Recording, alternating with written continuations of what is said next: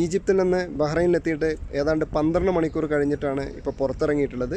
എന്നിട്ടും ഈ വീഡിയോ ചെയ്യാൻ കാരണം ബഹ്റൈൻ കൊറോണ വൈറസിനെതിരെ സ്വീകരിച്ചിട്ടുള്ള പ്രതിരോധ നടപടികൾ, മാതൃകാപരമായ പ്രതിരോധ നടപടികൾ അത് വിശദീകരിക്കുക എന്നുള്ള ഉദ്ദേശത്തോടു കൂടിയാണ് ഈ വീഡിയോ ചെയ്യുന്നത്. ബഹ്റൈൻ വൈറസ് ബാധയുള്ള രാജ്യങ്ങളെന്ന നിലയിൽ ലിസ്റ്റ് ചെയ്തിട്ടുള്ള ഏതാണ്ട് 12 രാജ്യങ്ങളിലൊന്നായ ഈജിപ്തിൽ നിന്ന് ഇവിടെ വന്നിറങ്ങിയത് കൊണ്ടാണ് ആ പ്രതിരോധ നടപടികൾ നേരിട്ട് അനുഭവിച്ചറിയാൻ കഴിഞ്ഞത്. എയർപോർട്ടിനകത്ത് ബഹ്റൈൻ പ്രത്യേകമായി ഒരുക്കിയിട്ടുള്ള ക്വാറന്റൈൻ സെൻറ്ററുകൾ അത് പ്രത്യേകം പറയേണ്ടതുണ്ട്. അപ്പോൾ അത്തരം കാര്യങ്ങൾ വിശദീകരിക്കുക എന്നുള്ളതാണ് ഈ വീഡിയോയുടെ ഉദ്ദേശം.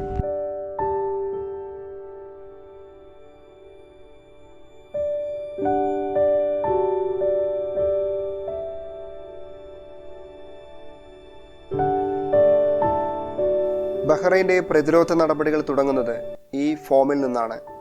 കൈറോയിൽ നിന്ന് ചെക്ക് ഇൻ ചെയ്യുമ്പോൾ തന്നെ ആരോഗ്യ മന്ത്രാലയത്തിൻ്റെ ഈ ഫോം കയ്യിൽ തന്നു. യാത്രക്കിടെ വിമാനത്തിലും ഇത് വിതരണം ചെയ്യുന്നുണ്ട്.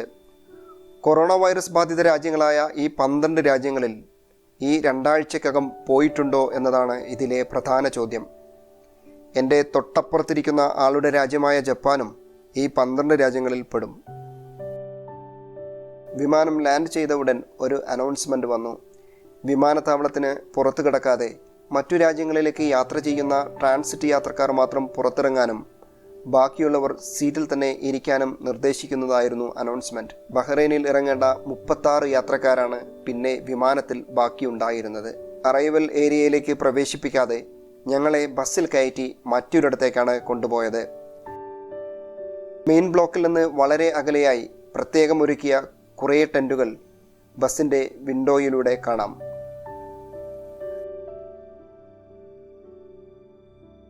അതിലൊന്നിലേക്കാണ് ഞങ്ങളെ കൊണ്ടുപോയത്.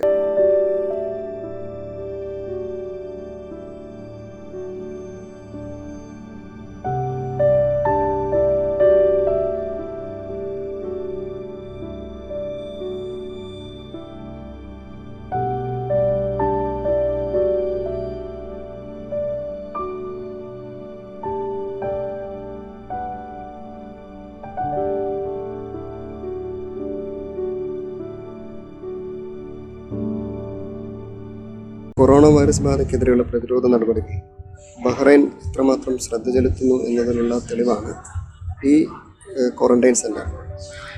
ഈ വൈറസ് ബാധിത രാജ്യങ്ങളിൽ നിന്നുള്ള യാത്രക്കാർ ഇവിടെ വന്നിറങ്ങുമ്പോൾ അവരെ നേരെ എയർപോർട്ടിൽ കയറ്റാതെ നേരെ ഈ ക്വാറന്റൈൻ ടെൻറ്റിലേക്കാണ് കൊണ്ടുവരുന്നത്.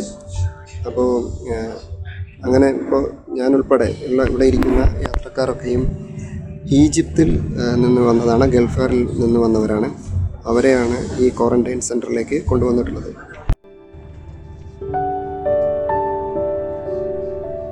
ഇവിടെ നിന്ന് 10 പേരെ വീതം മറ്റൊരു ടെൻറ്റിലേക്ക് ബസ്സിൽ തന്നെ കൊണ്ടുപോയി.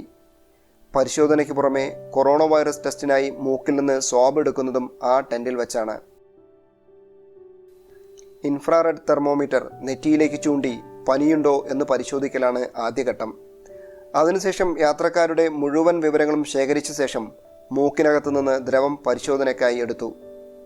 ടെസ്റ്റ് നെഗറ്റീവാണെങ്കിലും അടുത്ത 14 ദിവസം ജോലിക്ക് പോകരുതെന്ന് നിർദ്ദേശിച്ച് രോഗാവധിക്കുള്ള സർട്ടിഫിക്കറ്റ് അവിടെ വെച്ച് തന്നെ ഡോക്ടർ കൈമാറി. ശേഷം ആദ്യത്തെ ടെൻറ്റിലേക്ക് തന്നെ തിരിച്ചു കൊണ്ടുപോയി. PCR ടെസ്റ്റ് പൂർത്തിയായി ഫലം അറിയാൻ 6 മണിക്കൂർ വേണം. ആ സമയം വരെ ഇവിടെ ഇരിക്കണം.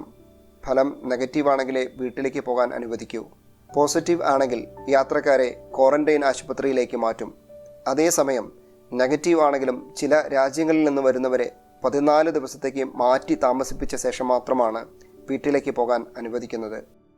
വൈകിട്ട് 5 മണിക്ക് വിമാനം താഴെ ഇറങ്ങിയെങ്കിലും ടെസ്റ്റിനായി എൻ്റെ സ്വാബ് എടുത്തത് 8 മണിക്കാണ്.